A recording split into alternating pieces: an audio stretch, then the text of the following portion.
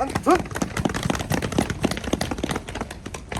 우선 인형의 집 소개부터 먼저 해드릴 건데, 제가 시연을 하는 동안 여기 있는 인형의 집마다 이렇게 방 번호가 있습니다. 이 방 번호를 지침하면서 교육을 진행할 거고요.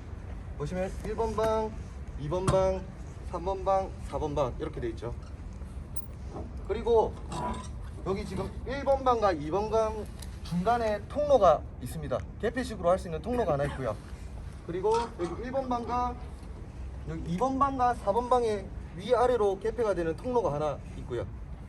최초의 1번 방에서 착화를 시킨 다음 저희가 2번 방의 개폐구를 열어서 화재를 옮기고 이런 진행 현상들을 보여드릴 거고요.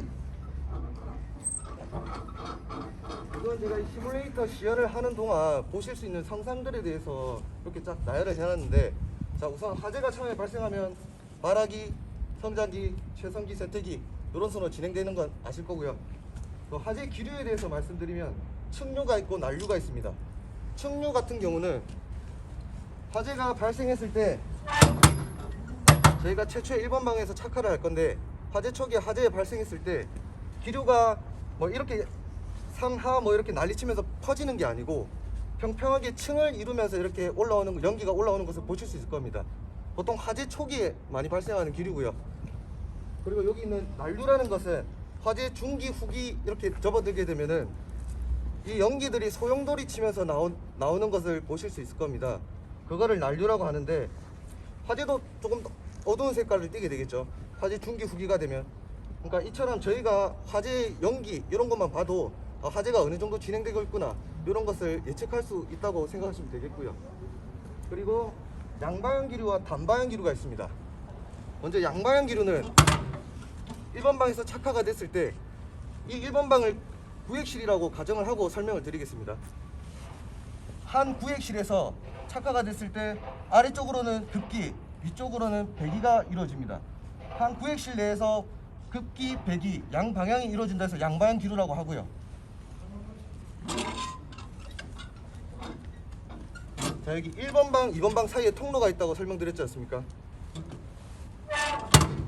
이 1번 방, 2번 방 통로를 개폐하고 여기 4번 방, 2번 방 상하 통로도 개폐를 해서 1번 방에서 착화를 하게 된다면 1번 방 쪽으로는 급기가 되고요. 그리고 4번 방 쪽으로는 배기가 됩니다. 한 구획실에서 급기만 일어나고 한 구획실에서 배기만 일어난다. 이렇게 해서 간단하게 단방향 기류라고 생각하시면 될 것 같고요. 중성대는 최초 1번 방에서 이제 보이게 될 건데, 급기와 배기가 이루어지는데 그 급기 압력과 배기 압력이 균형을 이루는 지점이 생깁니다. 그것을 이제 저희가 중성대라고 보고, 롤오버 효과와 플래시오버 효과는 조금 이따가 시연을 통해 보여드릴 거고, 구획실 저희가 화재를 어떻게 통제할 거냐, 질식 통제 방법과 냉각 통제 방법을 사용할 겁니다. 질식 통제 방법은 이 구획실을 완전 밀폐하는 것이 아니고 산소가 급기가 되는 양을 조절해서 통제하는 방법을 보여드릴 거고요. 이 냉각 통제 방법은 저희 화재 대응력 2급에서 주수기법 있지 않습니까? 3D 주수기법, 분무 주수를 해서 관창으로 사용해서 가하는 주수기법이 있는데, 여기 있는 분무기를 관창으로 가정해서 설명을 드리겠습니다. 토치램프 효과는 나중에 보시면 1번 방에 착화가 되는데 4번 방에서 화염이 올라오는 것을 보실 수 있을 겁니다. 이 화염이 올라오는 게 화염이 길고 길이가 토치램프에서 나오는 불과 비슷하다고 해서 토치램프 효과라고 하고요. 호한다 효과는 유체가 흐르게 되면 1번 방에서 착화를 해서 연기가 흐르지 않습니까? 흐르게 되면 공면의 공류를 따라 연기가 흐르는 것을 나중에 또 보실 수 있을 겁니다. 보통 이제 아파트나 빌라 같은 데서 화재가 나면은 환점층에서도 화재 진행이 빠르겠지만 직상층에도 연소 속도가 빠르죠. 그게 코한다 효과를 의해서 이렇게 진행된다는 것을 아시면 될 것 같고요. 백드리프트도 저희가 오늘 한번 시연을 해보도록 하겠습니다. 자, 그러면 이제 여기서 불을 붙여서 저희가 진행을 한번 해보도록 하겠습니다.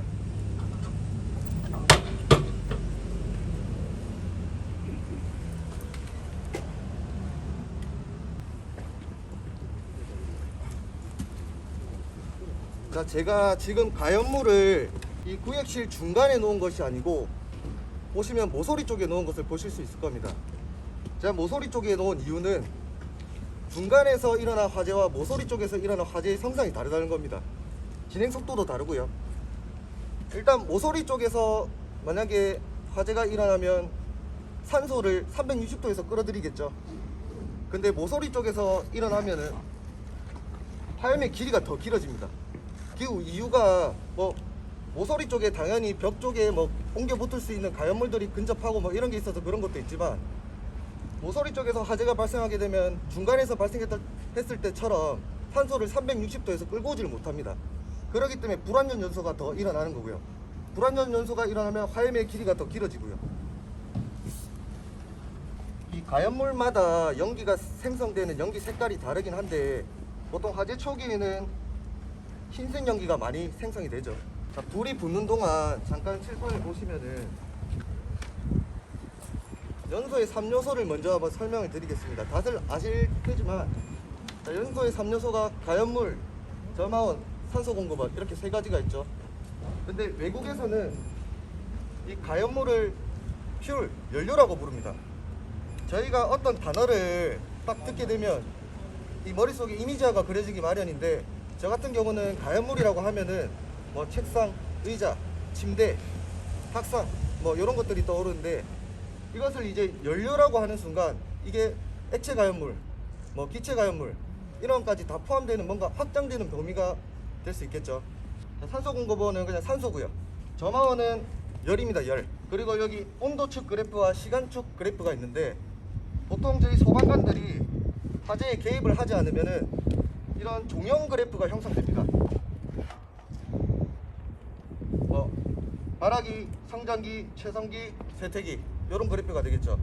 하지만 저희가 화재 현장에서 맞닥뜨리면 안 되는 가짜형 세태기 그래프라는 게 있습니다. 그 그래프가 어떤 그래프냐면,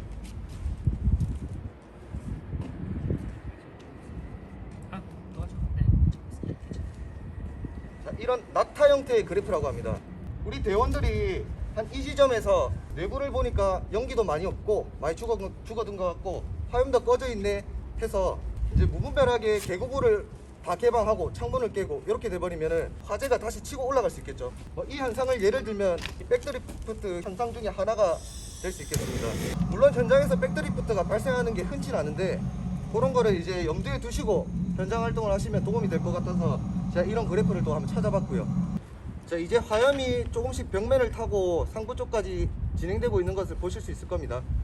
지금은 아직 여기 있는 상부 안에 상부에 체류하고 있는 미연소 가스들, 가연성 가스들이 점화가 되지 않았는데, 이것이 이제 구역식 안에 일정 온도가 올라가면서 그것까지 점화가 되면 롤오버 현상이라고 합니다.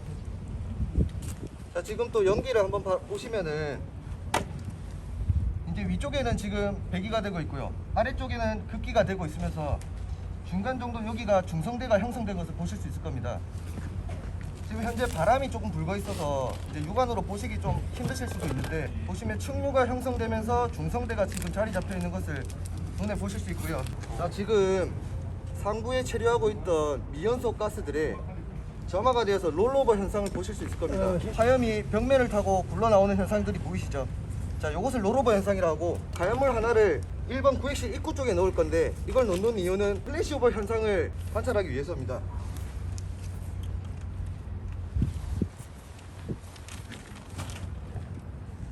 보시면 초기에는 화재 진행이 천장 상태에서만 화염이 롤오버 되는 것을 보실 수 있었는데, 지금 점점 화재가 밑으로 내려오면서 바닥에 있는 가연물에까지 점화가 됐죠.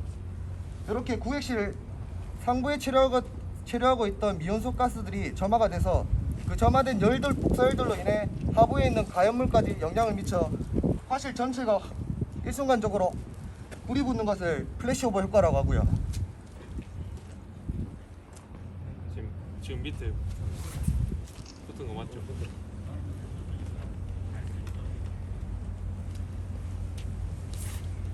자, 이제 제가 아까 연소의 3요소 중 산소 공급원 있지 않습니까? 산소를 완전 차단해서 질식 소화하는 것이 아니고 극기되는 산소의 양을 통제해서 한번 화재가 어떻게 변하나 보도록 하겠습니다.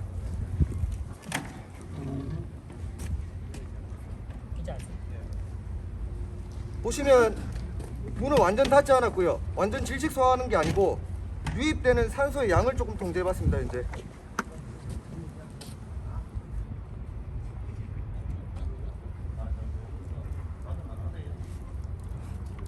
자, 1번 방에 불이 꺼졌습니다. 자, 여기서 제가 말씀드리고 싶은 거는 우리가 방화문을 얼만큼 개폐하느냐에 따라서도 이렇게 화재 현상이 바뀔 수 있다는 것을 말씀드리고 싶고요. 붙었어요? 자, 제가 다시 점화를 했는데 아마 최초에 제가 착화를 시켰던 것보다 롤오버, 플래시오버에 도달하는 진행 속도가 훨씬 빠를 겁니다. 뭐 이유는 간단하게 그냥 내부에 이미 많은 온도가 올라가 있었기 때문에 화재 진행 상태가 그만큼 빠르고요.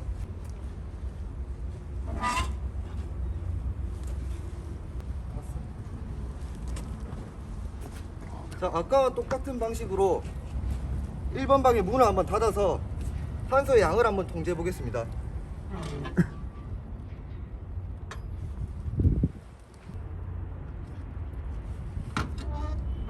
자, 화염이 꺼지지 않았죠? 이유는 지금 산소가 다른 길을 찾은 겁니다. 여기 2번 방과 1번 방 중간 사이에 통로구가 있다고 말씀드렸지 않습니까? 산소가 유입되는 다른 길을 찾아서 1번 방을 폐쇄했더라도 2번 방 쪽으로 급기가 되면서 화재가 제어되지 않았고요.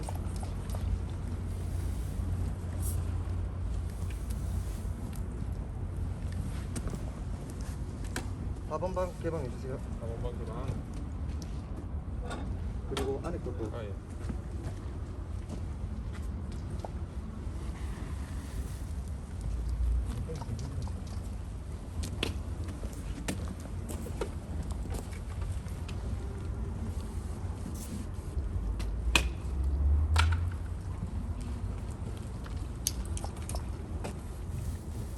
요 입구 쪽에만 불 좀 보세요. 자, 지금 4번 방에서 이렇게 불꽃이 올라오는 게 보이십니까? 이렇게 4번 방에서 불꽃이 올라오는 것을 이것을 토치램프 효과로 합니다. 제가 아까 처음에 설명드렸던 단방향 기류에 대해서 설명을 드렸었죠.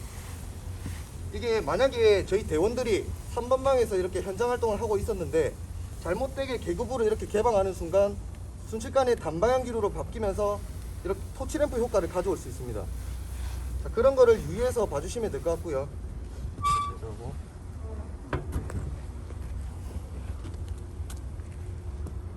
좀 더 태우고 여기 이렇게 풀어.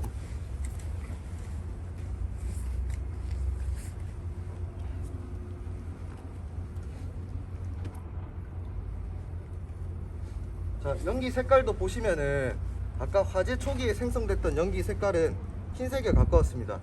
근데 지금 점점 검은색들이 형성되는 게 보이시죠? 자, 이 이유는 이 탄소가 산소와 잘 결합을 해야 완전 연소가 이루어지는데 이제 화재로 인해 생성되는 탄소가 산소들과 잘 결합을 하지 못하기 때문에 탄소 고유인 색깔이 검정색 형태가 흘러나오는 겁니다. 오. 연기에 방금 불 붙은 거 보셨나요? 네.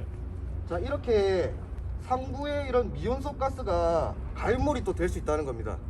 그래서 외국에서 교육을 할 때는 이런 미온소 가스들이 머리 위에 체류를 하고 있는데 통제를 하지 않고 화재 현장까지 진입하는 것을 굉장히 구합니다.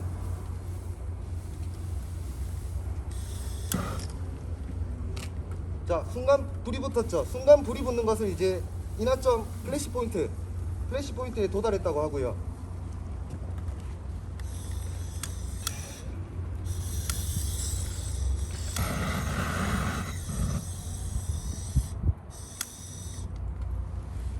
자, 여기서 조금 더 진행을 하게 되면 점화원을 제거하더라도 연기에 계속 불꽃이 붙어서 불꽃을 내뿜는 것을 보실 수 있을 겁니다.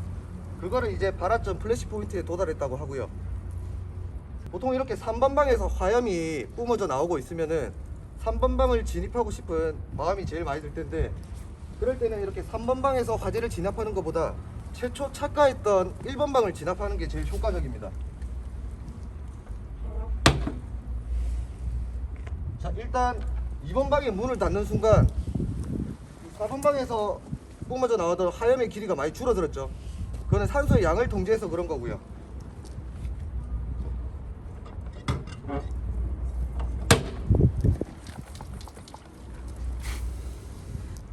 자, 보시면은 최초 착화했던 1번 방을 이렇게 진압을 하게 되면 불길이 올라오던 4번 방과 2번 방도 화재가 많이 죽어든 것을 보실 수 있을 겁니다.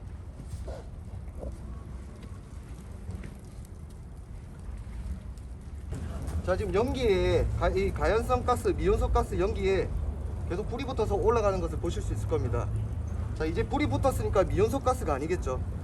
점화가 이렇게 됐는데 이제 백드리프트를 한번 시연을 한번 해보도록 하겠습니다.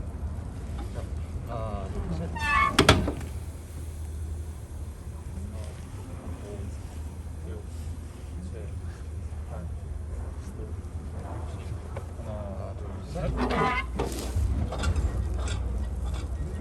방금 순식간에 화염이 붙는 것을 보신 것처럼, 자, 이 현상을 백드리프트 현상이라고 저희가 흔히 얘기를 하고요. 자, 한 번 더 보여드리겠습니다.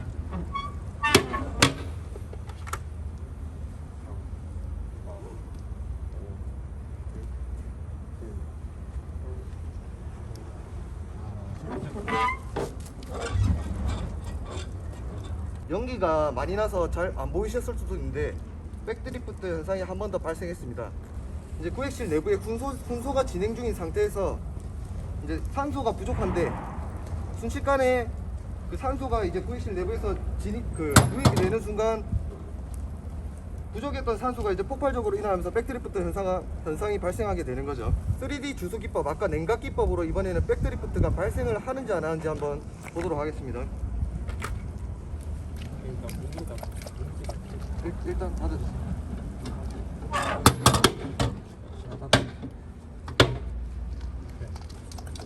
이건 더.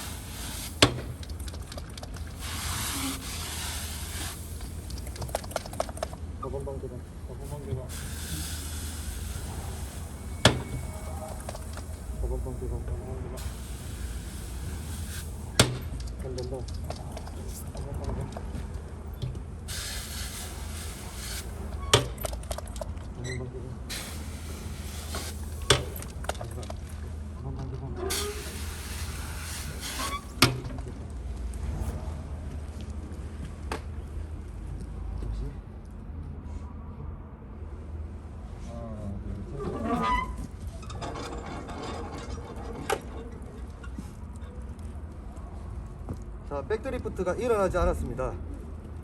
제가 뭐 주수를 여기 있는 발생했던 화염을 다 잡을 만큼 많이 주수한 것도 아니고요. 이 백드리프트가 발생하지 않았던 이유는 이 상부에 체류하고 있던 미온소 가스들을 저희가 3D 냉각 주수 기법을 이용해서 가연성을 쭉 떨어뜨린 겁니다. 온도를 낮춘 거죠. 그렇기 때문에 산소가 유입돼도 이제 연소 범위 밖으로 밀려난 연소 가스들이 있기 때문에 백드리프트가 발생하지 않았던 거고요. 자, 또 한 가지 제가 말씀드리고 싶은 것은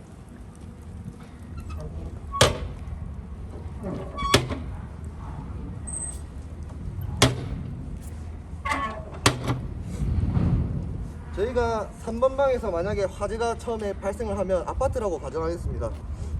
대원들이 진입하기 전에 방수포를 사용하는 경우가 생깁니다. 근데 이 방수포를 사용을 할 때 뭐 벽면, 천장, 가연물 어디 쪽에 주수를 해야 될까요? 천장입니다. 네, 천장에다 주수하는 게 가장 효과적입니다. 이유는 상부에 체류하고 있는 미온소 가스들을 온도를 낮추는 것도 있지만 이제 천장으로 주술함으로써 아래쪽까지 물이 비산되면서 전체적으로 이렇게 주술을 하는 효과를 볼 수도 있겠죠. 이것을 그냥 뭐 단순한 뭐 시연회 이런 거라고 생각하시기보다는 제가 이렇게 말씀드렸던 것을 화재 현장에서 이제 잘 접목을 해서 조금 더 효과적으로 대원들이 안전하게 현장 활동을 할 수 있는 진입대가 됐으면 좋겠고요. 이제 제가 처음에 설명을 해드렸던 현상들을 보실 수 있었을 겁니다. 발화기부터 세태기까지 보셨고요. 화재기류, 층류, 난류, 그리고 단방향, 양방향 이런 것도 확인을 하셨고요. 중성대, 롤오버, 플래시오버 그리고 VX 화재 통제 기법 산소의 양만으로도 제가 통제하는 것을 보여드렸죠. 완전 질식 소화를 하지 않더라도 방화문을 얼만큼 개폐하느냐에 따라 화재가 바뀐다는 것을 제가 보여드렸습니다. 그리고 냉각 기법, 뭐 3D 주수 기법의 중요성 이것도 제가 보여드렸고, 뭐 토치램프 효과, 코안다 효과, 마지막으로 백드리 파프트까지 보게 됐는데, 저도 뭐 경험이 많이 없고 여기 계신 분들이 저보다 훨씬 더 잘 아시고 잘 하실 테지만 교육한 게 조금이라도 다 도움이 됐으면 좋겠고요. 지금까지 봐주셔서 감사합니다. 고맙습니다.